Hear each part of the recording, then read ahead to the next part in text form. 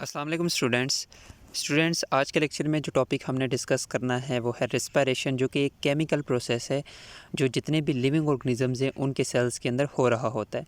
इस रिस्पायरेशन का क्या बेनिफिट होता है इस केमिकल रिएक्शन का, और इसकी दो टाइप्स हैं, एरोबिक और एनारोबिक रिस्पायरेशन। इस वीडियो के अंदर हम एनारोबिक रिस्पायरेशन को डिटेल से देखते हैं। रिस्पायरेशन को डिस्कस करने से पहले मैं आपको बता दूँ कि जितने भी ऑर्गेनिजम्स हैं उन्हें अपनी बॉडी के डिफरेंट फंक्शंस परफॉर्म करने के लिए एनर्जी की ज़रूरत होती है, और वो कौन कौन से फंक्शंस हैं जिन्हें परफॉर्म होने के लिए एनर्जी की ज़रूरत होती है। जैसे फॉर एग्जांपल आपको पता है एक्टिव ट्रांसपोर्ट आपने सुना होगा। हमारी बॉडी के अंदर जितने भी सेल्स हैं वो बहुत सारी सब्सटेंसेस को अपने आउटर एनवायरनमेंट से लेते हैं एनर्जी को यूज़ करते हुए, यानी एक्टिव ट्रांसपोर्ट के ज़रिए। एक्टिव ट्रांसपोर्ट एक ऐसा मैकेनिज़्म है जिसके ज़रिए सेल्स कुछ सब्सटेंसेस को आउटर एनवायरनमेंट से ले रहे होते हैं एनर्जी को यूज़ करते हुए। इसी तरह से सेल्स कुछ सब्सटेंसेस को अपने अंदर से बाहर रिलीज़ भी करते हैं एनर्जी को यूज़ करते हुए, ठीक है। तो एक्टिव ट्रांसपोर्ट, इसके अलावा मसल, हमारे जो मसल्स मूव करते हैं उन मसल्स की मूवमेंट में भी एनर्जी यूज़ होती है। इसके अलावा अगर मैं एग्जांपल बताऊं तो हमारे नर्व इम्पल्स जो मूव करते हैं, नर्व इम्पल्स बेसिकली एक इलेक्ट्रिकल सिग्नल होता है जो हमारे ब्रेन से बॉडी के डिफरेंट पार्ट्स की तरफ जाता है, जिससे हमारा ब्रेन बॉडी के डिफरेंट पार्ट्स को कंट्रोल करता है।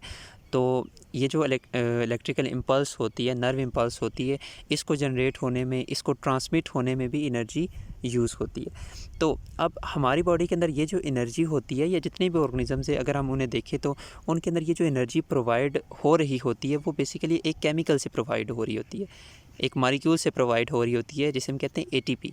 एटीपी एक एनर्जी करेंसी के तौर पर यूज़ होता है, यानी इसके अंदर एनर्जी स्टोर होती है, ठीक है। कब स्टोर होती है वो मैं आपको भी बताऊंगा, और जब ज़रूरत होती है तो फिर इस एटीपी से उस एनर्जी को यूज़ कर लिया जाता है। तो बेसिकली एटीपी एनर्जी करेंसी के तौर पर यूज़ होती है, इसके अंदर एनर्जी स्टोर होती है, ज़रूरत पड़ने पर इससे एनर्जी यूज़ हो जाती है, ठीक है। तो आपको ये पता होना चाहिए कि ये जो एटीपी है ये एक एनर्जी कैरियर मॉलिक्यूल है। ये एटीपी बनता किस प्रोसेस के ज़रिए? रिस्पायरेशन के प्रोसेस के ज़रिए ही बनता है ये एटीपी, ठीक है। तो बेसिकली हम रिस्पायरेशन में क्या देखेंगे, रिस्पायरेशन एक ऐसा प्रोसेस होता है जिसके ज़रिए हमारी बॉडी के अंदर एनर्जी जनरेट होती है, और वो एनर्जी किस फॉर्म में जनरेट होती है, किस केमिकल के अंदर स्टोर होती है, एटीपी के अंदर स्टोर होती है। यानी रिस्पायरेशन के नतीजे में एटीपीज़ बनती हैं, और एटीपीज़ कैसे बनती हैं? फूड की ब्रेकडाउन से, ठीक है। तो अभी हम रिस्पायरेशन की डेफिनेशन डिस्कस करते हैं, इसके बाद हम एनारोबिक रिस्पायरेशन को डिटेल से डिस्कस करते हैं। तो सबसे पहले आपको पता होना चाहिए कि रिस्पायरेशन का प्रोसेस होता क्या है। तो respiration is a chemical process that takes place in our sales.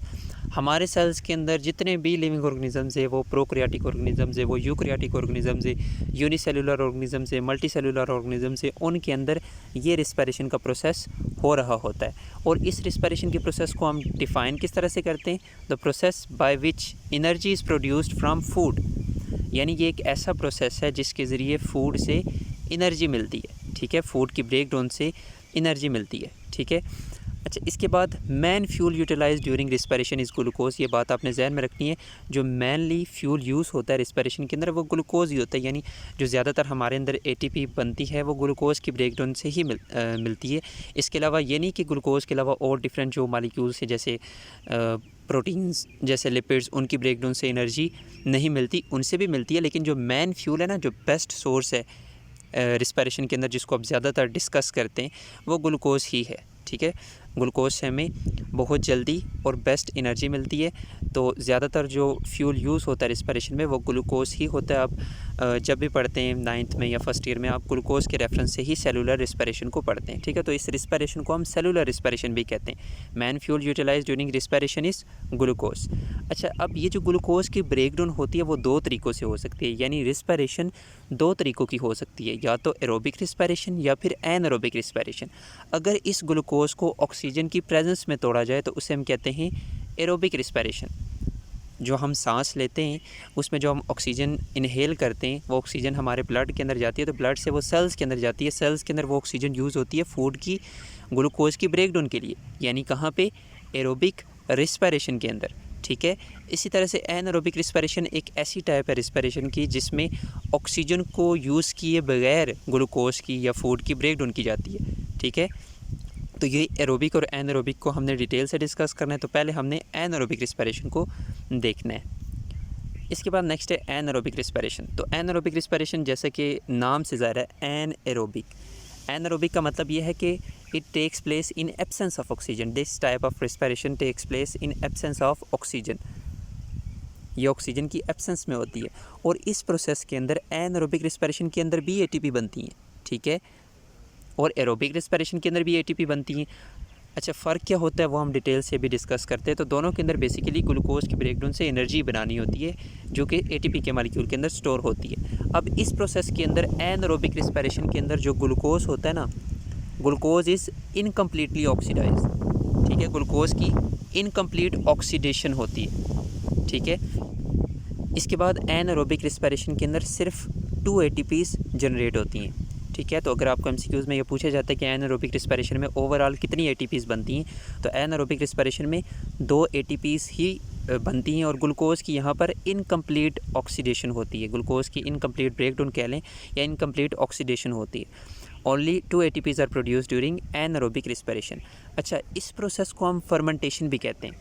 इसको फर्मेंटेशन क्यों कहते हैं? क्योंकि वो माइक्रो ऑर्गेनिज़म्स जिनके अंदर एनारोबिक रिस्पिरेशन होती है, जिनके अंदर एनारोबिक रिस्पिरेशन होती है, उन माइक्रो ऑर्गेनिज़म्स को हम यूज़ करते हैं डिफरेंट फूड कंपोनेंट्स को फर्मेंट करने के लिए, डिफरेंट फूड कंपोनेंट्स को तोड़ने के लिए, ठीक है।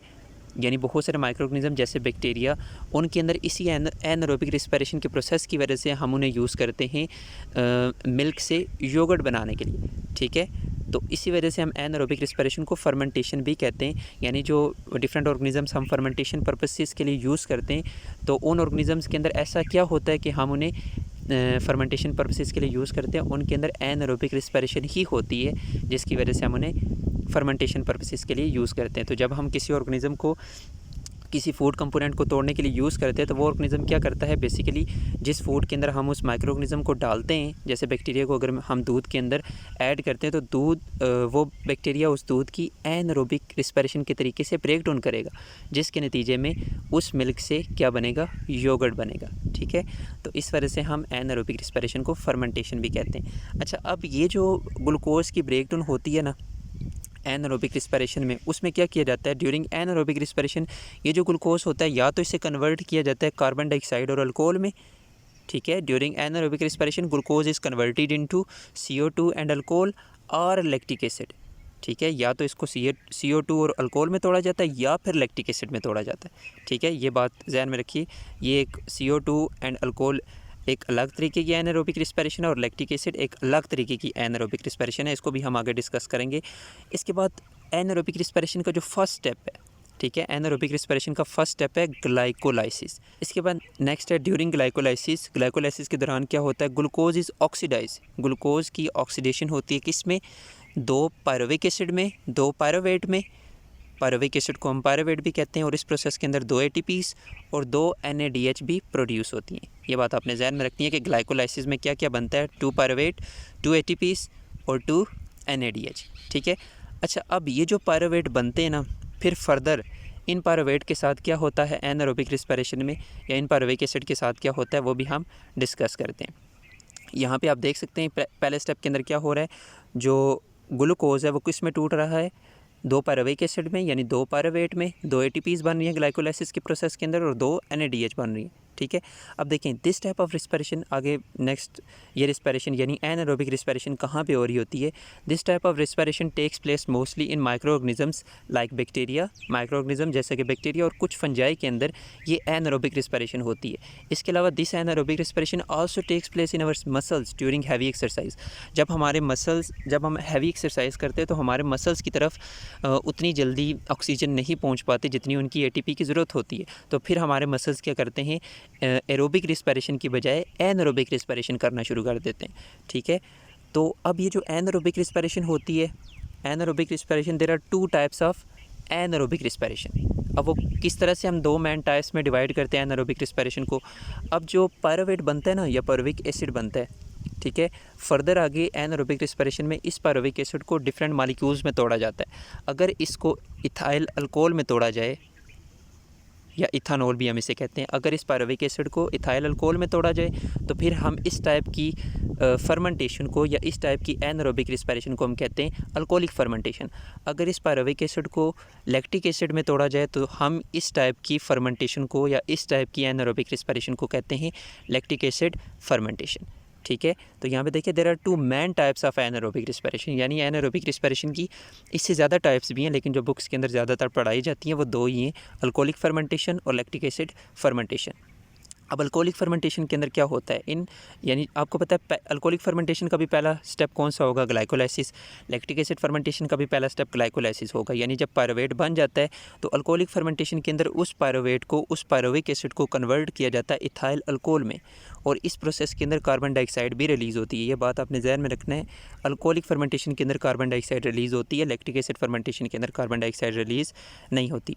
और ये वाली जो फर्मेंटेशन है ये मोस्टली हो रही होती है यीस्ट वगैरह के अंदर, जो कि एक फंजाई है, और कुछ बैक्टीरिया के अंदर ये अल्कोहलिक फर्मेंटेशन हो रही होती है। तो इसको हम कहाँ पे यूज़ करते हैं, इस फर्मेंटेशन को हम यूज़ करते हैं जैसे ब्रेड बनाने के लिए, इसके अलावा इसको हम डिफरेंट बेवरेज इंडस्ट्री में यूज़ करते हैं, बियर वाइन वगैरह बनाने के लिए।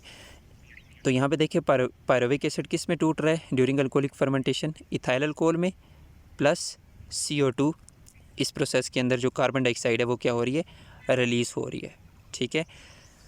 अच्छा, इसके बाद नेक्स्ट अगर हम डिस्कस करें जो लैक्टिक एसिड फर्मेंटेशन है, तो लैक्टिक एसिड फर्मेंटेशन में यहाँ पे आपको नज़र आ रहा है, during this type of anaerobic respiration pyruvic acid is converted into lactic acid. इस टाइप ऑफ ये जो एनारोबिक रिस्पिरेशन की टाइप है उसके अंदर क्या होता है, जो पायरुविक एसिड होता है उसे किस में तोड़ा जाता है, लैक्टिक एसिड के अंदर तोड़ा जाता है, ठीक है। पायरुविक एसिड की ब्रेकडाउन होती है लैक्टिक एसिड में, इसका भी पहला स्टेप उसी तरह से ग्लाइकोलाइसिस ही होता है। This type of respiration takes place in bacteria, ये बैक्टीरिया वगैरह के अंदर मेनली होती है, और हमारे मसल्स के अंदर ड्यूरिंग हैवी एक्सरसाइज।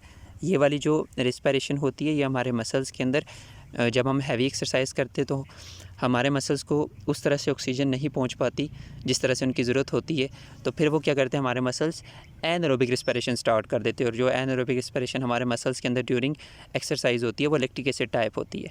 अब यहाँ पे आगे मेंशन भी है, during heavy exercise when our muscles not get enough oxygen so our muscle cell start to break glucose by anaerobic manner.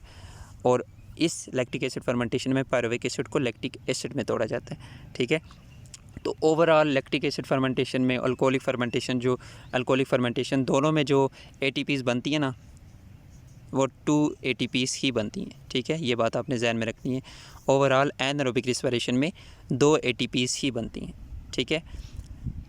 तो इसके बाद नेक्स्ट हम एरोबिक रिस्पिरेशन को डिटेल से डिस्कस करेंगे, और ये जो मैंने 2 ATPs का जिक्र किया ये बेसिकली वो ग्लाइकोलाइसिस वाली ही है। और जो NADH बनता है वो NADH फिर दोबारा से ये जब पायरुविक एसिड को कन्वर्ट किया जाता है ना लैक्टिक एसिड में, या पायरुविक एसिड को फर्दर कन्वर्ट किया जाता है उसमें इथाइल अल्कोहल में, तो वो जो NADH होता है वो यूज़ हो जाता है इनको रिड्यूस करने के लिए, ठीक है।